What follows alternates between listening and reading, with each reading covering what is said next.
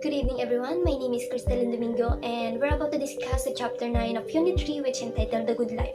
As we go on our discussion, we're gonna mention these key concepts, which are the virtue, pleasure, happiness, ethics, goods, and common goods. So, as for our first topic, the intellectual virtues, the virtue is an excellent personal traits or character strengths, which are deemed to be morally good for thinking and learning, and are often associated with knowledge and cognitive ability. So when we say cognitive ability, this is sometimes referred to as a general intelligence. It includes the capacity to reason, plan, solve problems, think abstractly, comprehend complex ideas, learn quickly, and learn from experiences. And those people are way of good thinking that knows a lot. But let's admit it or not, those people, or I can also say that we can also tend to become lazy, irresponsible, arrogant, careless, dishonest, or close-minded. And this might prevent us to think and learn new things easily. I know everyone here hears the word, walang taong bobo, tamad lang meron. So this implies the intellectual virtues, that in order for you to be a good thinker and acquire or learn new things, you are required to be intellectually careful, honest, with humility, and being attentive. So we have here the following key features under our intellectual virtues. First is they are being acquired. No one is born with intellectual virtues. We can connect this one to Locke philosophy, which is the tabula rasa, wherein we are all born as a blank slate. Intellectual courage, perseverance, or open-mindedness are obtained through practice, guided by our instructor. For the second one, they are excellent character traits. A person may have excellent mathematical ability, but this is not considered as a virtue. Intellectual virtue is possessed by a person with excellent disposition in life, whether this could be about decision-making or accepting criticism. Third key features is that they involve human emotions, intentions, motivations, and values. A person with intellectual virtues does not rejoice with falsehood but loves the truth. Even this will mean hurting one's friend, the truth is still prioritized to be free. Ika nga nila, the truth will always set you free. This will pave the way in order for you to acquire at a greater cost and greater goods. This reflects the principle that people value in life. Fourth one is that they are aimed at cognitive goods. The goal of intellectual virtue are knowledge, truth, and understanding, which are the common goods and which unify intellectual virtues and differentiate them from moral values. And lastly, the fifth one is that they are means between two extremes. This means that intellectual virtues serve as a means between access and deficiency. That is, courage stands between rashness and cowardice, and while the humility bridges between oneself and being arrogant. Aiming a good life is a process in which, on its way, pleasure is one of the things that we experience in order for us to achieve having a good life. Pleasure is a positive, enjoyable, and worth-seeking mental state that gives a feeling of satisfaction and enjoyment. And it is usually caused by the external stimuli and often involves the five senses. So example of how we feel the pleasure is when we anticipate to have a good and updated smartphones, eating chocolates, listening to music we want, playing games or sports we wanted to play, go shopping, sleeping, or also having sex is associated with this pleasure. And this pleasure often does not last long, since soon the attention moves to other matters. We enjoy the pleasures we experience, but after a while, we either lose interest or seek for something else. If these things are gone, people do not feel pleasure anymore. Along the way, happiness is also what we experience in having a good life. Happiness is different from what pleasure once denotes. Happiness is a state of well-being and contentment that encompasses living a good life with a sense of meaning and deep satisfaction. Compared to pleasure, happiness is an inner sensation that gives calmness and peace to everyone's heart and soul. One of the philosophers said, or described happiness as a product of two aspects, which is the pleasure in a life well lived. This denotes of engaging ourselves into positivity and more meaningful of life. Happiness as a higher level of satisfaction is by the experience of having those things. People receives happiness when someone shows the act of kindness, generosity, and love.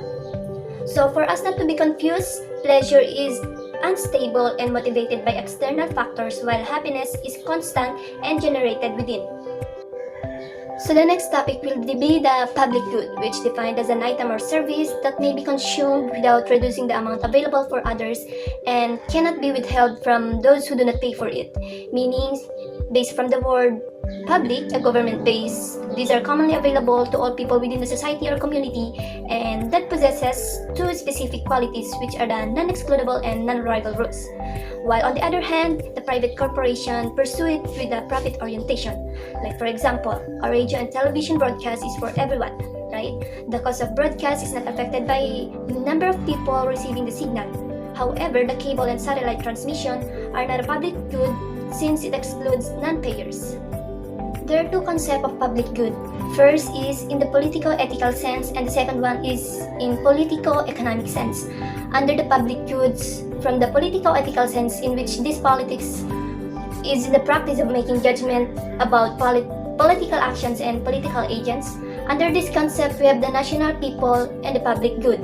A public good may have the benefit of communal or national public as it is used by a greater number of local population. Like for example, the public services or goods like the national defense, education, public health, public ports and highways, social services, and others. And we have also the communal people and the public good, wherein communal people are the members of a group or community or the people based on racial or cultural groups, in which in some cases, a community or group of communities may believe that their communal public good does not jibe or may conflict with the national public good. Like for example, constructing a massive dam that would benefit everyone or may become a national public good. The communal people may oppose with it for it to mean that they might lose their ancestral land and abandonment of their traditional means of livelihood. Despite being a national public good, the construction of dam may lead to abandonment due to the cause of communal rebellion or resistance that could make it economically non-viable or politically expedient. And that's communal people and public goods affect each other. So the next concept for the public good is the public good from the political economic sense. Under this political economic sense is the microeconomy and macroeconomy.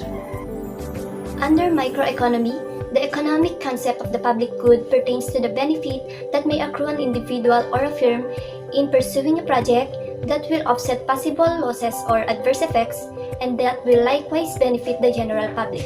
Example of it are the lampposts or street lights wherein everyone will be benefited. And as for our macroeconomy, there is a distinction between service and profit orientations. Those privately owned or industrial businesses are the profit-oriented one, while the government institutions are basically the service-oriented one. In some instances, when the subsidies increase rather than decrease, the losing corporation is privatized. Given this case, the annual subsidies used to be given to that corporation can now be channeled to more productive projects, while same services can be provided by the newly privatized corporation. That would be all for my report. Thank you. Good day everyone, this is Mary Ebelte and this is the continuation of Chapter 9. So there are four types of public goods. Those are public goods, public private goods, public mixed goods, and public bans. So first, let's discuss the public goods, which means individuals cannot be excluded or even the non-paying consumers cannot be prevented from accessing or using a public good. It is also non-rival because the use of one individual does not reduce its availability to others. Some examples of public goods are fresh air, street lights, national defense, health services, etc. Next, public-private goods. a scarce economic resources which causes competition for it. Generally, individuals have to pay to enjoy the benefits of a private good. However, even if the general public benefits from them, these goods are much less likely to encounter a free rider problem. Free rider, ito yung individual na na-enjoy yung benefits ng isang good without paying for it. Some examples of private goods are food, clothes, and other goods that can be purchased. Then, public mixed goods. Mixed goods possess the characteristics of both private and public goods. It could be non-rival and excludable mixed goods or rival and non-excludable mixed goods. It is intrinsically private but that are produced by the individual consumer by means of private and public goods. The benefits enjoyed from such a good for any one individual may depend on the consumption of the others. Some examples are parks and roads. Last is public bads. These negative goods are avoided or not tolerated by both private and public sectors. In early stage, it was tolerated or even existed, but when the public began to feel the threats to its personal security, then it started to clamor laws and regulations to eradicate public bads. Some of these examples are corruption, pollution, polluted air, etc. Next topic is about eudaimonia and the common goods. Eudaimonia is the deeper sense of happiness, which means it is a feeling of being all well. This is centered on human flourishing, prioritizing living well, and actualizing one's potential through personal development. This focuses on what is intrinsically worthwhile to human beings, such as purposes, good health, and etc. A good life is a life of a relationship, which means we seek for good life not only for ourselves, but also with the others. And lastly, if eudaimonia is under a common good, it simply means that if the common good rise, the good of an individual will rise as well. Now, let's talk about the green economy. This green economy aims to reduce environmental risks and ecological scarcities that have a huge effect to our nature, while aiming for sustainable development without degrading the environment. Investments that inline on generating income and growth of employment while reducing carbon emissions and pollution need to be catalyzed and supported.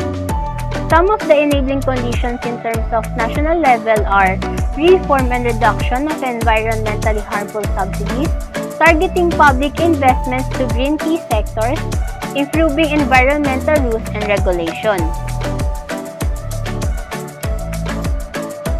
The question is, how far are we from a green economy? The reason that we are not considered as a green economy is because some economic growth has become success, but the natural resources are affected. Some of those projects use natural resources for their products and focus only on their own growth, while the widespread ecosystem degradation and loss continues. The transition to a green economy will vary considerably between nations, because it depends on the specific of each country's natural and human capital and on its relative level of development. Some countries need to overcome the challenges of their country, which is to reduce their per capita ecological footprint without impairing their quality of life. Ecological footprint is yung measure kung gaano tayo kabilis mag-consume ng resources at mag-generate ng waste compared sa kung gaano kabilis mag-absorb ng waste at mag-generate ng resources ang nature. Challenges ng ibang countries naman is to improve yung level of services and well-being ng citizens nila nang hindi nag-i-increase yung ecological footprint nila. Because of the said challenges, unfortunately, we are very far from being a green economy globally.